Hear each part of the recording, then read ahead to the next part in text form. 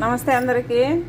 మా మేడం ఏం రాజా పొద్దునే పనులన్నీ పక్కన పెట్టేసి మీ కొడుకు నువ్వు ఎంచక్క రెడీ అయ్యారని చెప్పి అన్నది. ఇండియాలో మాకు ట్రెడిషనల్ చిన్నపిల్లల పండుగ మేడం, పిల్లల్ని ఎలా రెడీ చేస్తాము అని చెప్పాను. ఎన్నిసార్లు ఇప్పటికి 3 సార్లు ఏమో చేస్తున్నామని. ఎందుకంటే మా కన్నయ్యకి ఇది 3వ కృష్ణాష్టమి.